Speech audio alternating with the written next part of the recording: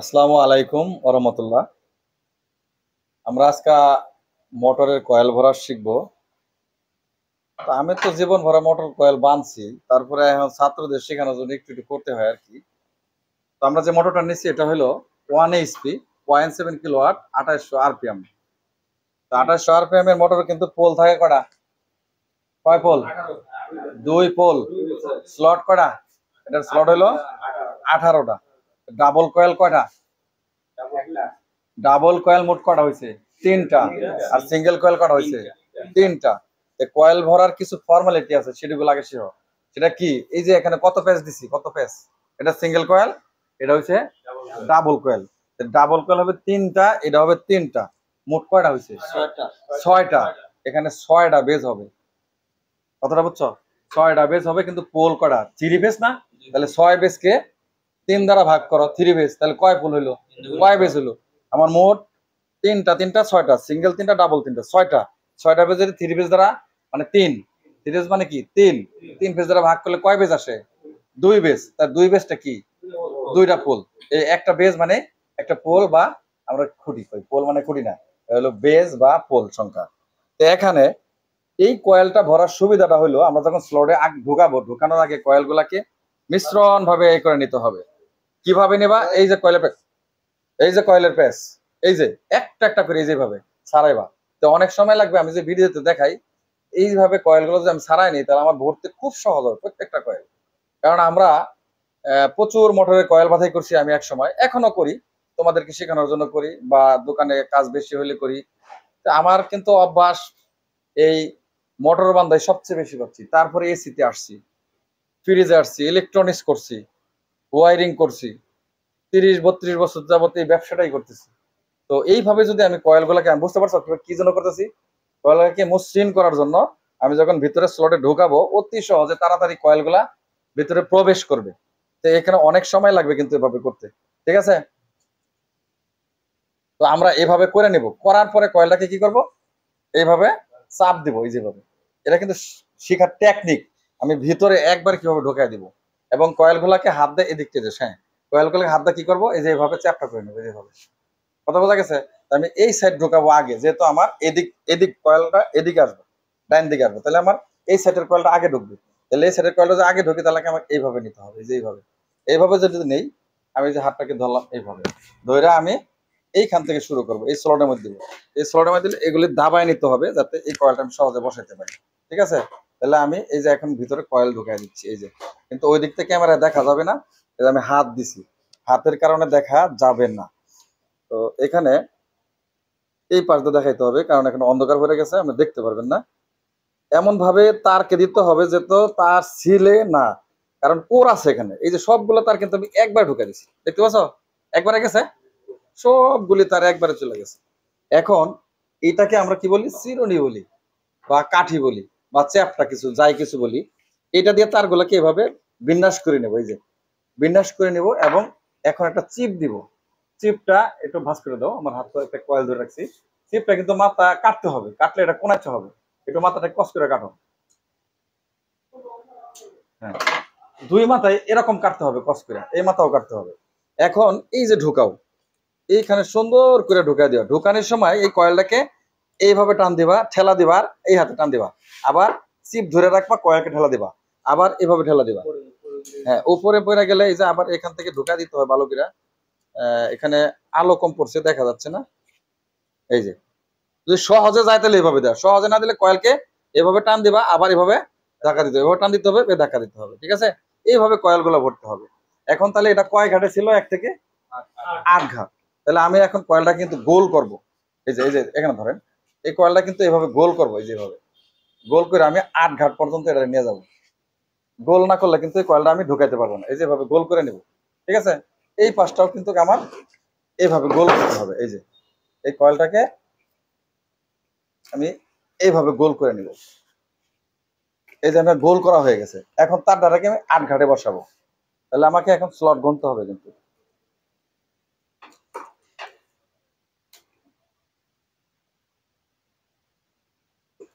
কয়েলগুলোকে একসাথে করে নিলাম, ঠিক আছে? একসাথে কইরা এখন আমি আস্তে আস্তে ঢোকাবো। তাহলে আমার ঘাট করা হচ্ছে এখান থেকে 1 2 3 4 5 6 7, এই যে 8 নাম্বার এই ঘাটটা ঢুকবে। মানে এক ঘাট পরে দুইটা কয়েল বসছে না, এর এক ঘাট পরে এই যে এখানে বসবে। এখানে যদি বসে তাহলে আমি এখন এই কয়েলটা এখানে কিভাবে ভিতরে ঢোকাবো? প্রথমে নিচে থেকে কিছু অংশ ছাড়াবো তারে, ঠিক আছে? প্রথমে নিচে থেকে কিছু তার আমি ছেড়ে দিব।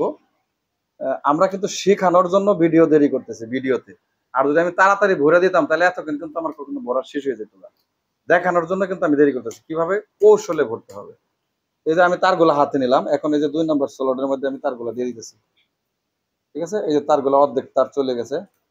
আর যেগুলো তারগুলো যাবে না সেই তারগুলোকে আমরা এই যে এটা দিয়ে ধাক্কা দিয়ে ভিতরে ঢুকাই দিব, এভাবে ভিতরে ঢুকাই দিব, এভাবে, ঠিক আছে? এখন আবার আর কিছু তার নেব। যদি আমি ওই যে ওইভাবে তারগুলাকে নেই তাহলে কিন্তু আমার ভরতে অনেক সহজ হবে। আমি যেই কটা তার টান দেব ওই কটা তারই এখানে চলে আসবে। আর যদি একদম আওলা ঝাওলা করে নেই তাহলে কিন্তু তারগুলো আমাকে ভরতে অনেক সময় লাগবে। যখন তারগুলো ঢুকবে না তখন আমরা এই যে এটাতে তারগুলো ভিতরে ভরে দিব, ঠিক আছে? এই যে চাপ দিছি তার, এই যে ঢুকে গেছে ভিতর তারগুলো। আবার এটার কি করব, এভাবে একটু ফিনিশিং দেবো এভাবে। এখন কিন্তু বেশি অর্ধেক চলে গেছে, আর অল্প কিছু তার এখানে আমার আছে। এই তারগুলা কিন্তু আমি ইচ্ছা করলে একবারে ঢোকাইতে পারবো, এরকম পাতলা করে দুইবারে ঢোকাইতে পারবো। এখন আমি সবগুলা তার আমার হাতে নিয়ে নিছি। হাতে নিয়ে এইটা চ্যাপটা কাঠি দিয়ে আমি এই মাথা থেকে টান দেবো তারগুলাকে। এই যে এই মাথায় টান দিচ্ছি, এই যে তার সবগুলা তার ভিতরে ঢুকে গেছে। এখন আমি যে এইভাবে ঠেলা দিব ক্লিয়ার করার জন্য সবগুলি তারকে এইভাবে ঠেলা দিব। এখন আমি আবার তারগুলাকে একটা চিপ দা ঢাইকা দিব। এই যে চিপ যখন আমরা ভিতরে ঢুকাবো, যদি সহজ থাকে তাহলে এইভাবে ঠেলা দিলে চলে যাবে। আর যদি টাইট হয় তাহলে আমি কি করব, এই হাত দ্বারা এই কয়েলটাকে এইভাবে টান দিব আর এই হাতে ধাক্কা দিব, এর দিয়ে ধাক্কা দিব। তো আমরা যদি লুজ থাকে তাহলে সহজেই ধাক্কা দিলে চিপটা কিন্তু ঢুকে যাবে, এটা চিপ বলা হয়, সেপারেটর বা চিপ। আর যদি টাইট হয় তাহলে আমাদের এক হাতে চিপ সহ ধরে ওইদিকে ধাক্কা দিতে হবে আর এই হাতে টান দিতে হবে। আবার চিপকে আমরা এই ডান হাত দিয়ে চিপের আঙ্গুলটা ধরে রাখবো আর কয়েলটাকে এভাবে ধাক্কা দিব। এই যে কয়েলটাকে এভাবে ধাক্কা দিব। আবার যখন চিপ সহ সরে আসবে তখন আমরা এইভাবে ধাক্কা দিব, ভিতরে ধাক্কা দিয়ে কিন্তু আমরা চিপ ঢুকাবো। তো এখন কয়েলটাকে আমরা রাউন্ড করতে হবে, কয়েলে ঢুকাই দিছি, এই যেভাবে গোলাকার করতে হবে কারণ এর উপরে আরেকটা কয়েল পড়বে। আবার এই পাশেও আমরা ঠিক এইভাবে গোলাকার করব, এইভাবে গোলাকার করে আমরা নিচে নামাই দিব, কারণ এটার ভিতরে কয়েল ঢুকবে, এটার ভিতরে কয়েল ঢুকবে, এই জন্য কয়েলকে সুন্দর করে এভাবে রাউন্ড করতে হবে।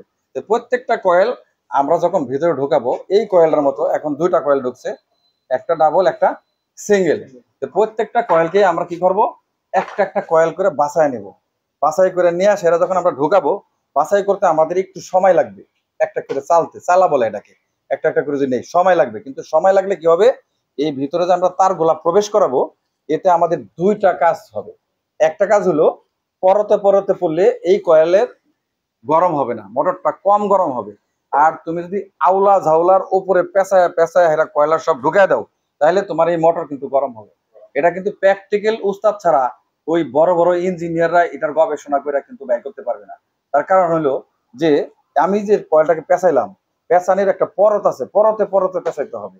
আর দেখা গেছে যে একটার উপরে একটা এলোমেলো এলোমেলো ভাবে ভিতরে ঢুকাই দিলাম। এলোমেলো ঢুকানো অবস্থায় তারগুলো যদি স্লটে প্রবেশ করাই তাহলে এই মোটর চলবে ঠিকই, কিন্তু অ্যাম্পিয়ার বেশি নিবে, গরম হবে। আর যদি পরতে পরতে সমানে ভাবে আমি এই স্লিপিং ভাবে যদি তারগুলোকে ভিতরে প্রবেশ করাই তাহলে ওই মোটরটা টিকসই বেশি হবে, গরম কম হবে। বুঝতে পারছো? সিলিং ফ্যান যেমন করে এই ফ্যানটার কয়েল বাধাই করছো, এই কয়েলগুলা যদি এক সিরিয়ালে এক সমানে পেঁচায় কয়েলটা প্রবেশ করাও এই ফ্যানটা অনেক দিন টিকসই হবে। যদি একটার পর একটা তার জটলা ভাবে তুমি ভিতরে ঢুকে দাও তাও চলবে, কিন্তু সেটা গরম হবে, টিকসই কম হবে। কারণ হলো তুমি তারকে এলোপাথারি ভাবে দিচ্ছ। বিদ্যুৎ তো তারের ভিতর দিয়ে কন্ডাক্টর দিয়ে পরিবহিত হয়, বিদ্যুতের তারকে তুমি যে দিক ঘুরায় নেবা সেদিক দিয়ে সে প্রবাহিত হবে, তাহলে প্রবাহিত হইতে গেলে তার বাধা হবে না। আর যদি মিশ্রণ ভাবে দাও, শৌখিন ভাবে দাও, সুন্দর ভাবে দাও, তাহলে তার গতিপথটাও কি হবে, সুন্দর হবে। তো এটাই বুঝতে হবে। তো আমাদের এখানে যারা মোটরের কয়েল বাঁধাই শিখছেন আপনারা, শুরু আছে শেষ নাই। কারণ এই হাফ ঘোড়া 3-4 থেকে শুরু করে 2 ঘোড়া 3 ঘোড়া 5 ঘোড়া 10 ঘোড়া 20 ঘোড়া 30 ঘোড়া 40 50 60 100 এইচপি মোটর, এত মোটর তো একসঙ্গে বাধাই করে আপনারা শিখতে পারবেন না। আপনারা হলো নিয়ম কানুন শিখবেন এবং ডায়াগ্রাম শিখবেন, তাহলে কিন্তু মোটর আস্তে আস্তে হাতটা ক্লিয়ার হলে কিন্তু বড় বড় মোটর কাজ করতে পারবেন। প্রথম শুরু করতে হবে ছোট থেকে, তাই না? তাহলে আমরা এই পর্যন্ত যে কটা মোটর বাধাই করছি, এই মোটরগুলো তো আমরা ইজি ভাবে পারবো, এবং এই ধরনের যত মোটর আছে সবগুলা পারবো না? তাহলে আজকে আমরা একটা কয়েল ঢোকানো শিখাইলাম, কিন্তু যারা ভিডিও দেখেন, ভিডিও দেখে কাজ শিখেন, তারা কিন্তু আমার একটা কয়েল ঢোকায়া দেখাইতে 8 থেকে 10 মিনিট সময় লাগছে। 8 থেকে 10 মিনিট না, 5 মিনিটের মধ্যে সমস্ত মোটর বাইন্ডিং করে একদম কানেকশন করে চালায় দেয়। ওইটা দেখে কি কিছু শেখা যায় না? একটি কয়েল সুন্দরভাবে কিভাবে ঢোকাইতে হয়েছে, ঢোকানোর পদ্ধতিটা দেখলে নিজে নিজে ঢোকানো যায়, কোনটা দেখলে উপকার হয়? ইউটিউব চ্যানেলে বা ফেসবুকে মানুষ কিন্তু ওইগুলো বেশি দেখে, আসলে ওই দিকে দেখে কিন্তু কাজ শেখা যায় না। কাজ শিখতে হলে মিশ্রণ ভাবে সময় নিয়ে যে কয়েলটা প্রবেশ করাবে, তারপরে কোন কয়েল প্রবেশ করাবে, তারপরে কোন কয়েল প্রবেশ করাবে, এইগুলি যদি ধীরে সুস্থে দেখে তাহলে মানুষ ভিডিও দেখে কাজ শিখতে পারবে। ঠিক আছে দর্শক, যারা আপনারা দূর থেকে দেখছেন আমাদের ভিডিও, আমি কিন্তু একটা কয়েল ভরা দেখাইলাম, সমস্ত মোটর কিন্তু বাইন্ডিং করলাম না, আমার ছাত্রদেরকে শেখানোর জন্য আমি এই কয়েলটা ভরলাম এবং এটা ভিডিওতে গেলাম আপনাদেরকে দেখানোর জন্য। তা আমাদের এখানে যদি ভর্তি হইতে চান তাহলে সব ধরনের মোটর কয়েল বাদা শিখতে পারবেন। আমাদের চ্যানেলটি হলো প্র্যাকটিক্যাল ইঞ্জিনিয়ারিং ইনস্টিটিউট, আর একটা চ্যানেল আছে practical technical training centre. Practical engineering institute চ্যানেলটি সাবস্ক্রাইব করবেন, তাহলে আমাদের মোটর বাদাহের ভিডিওগুলো আপনারা পেয়ে যাবেন। আর চ্যানেলটিকে যদি সাবস্ক্রাইব করেন তাহলে আপনারা আমাদের সাথে সবসময় থাকতে পারবেন। আসসালামু আলাইকুম রহমতুল্লাহ।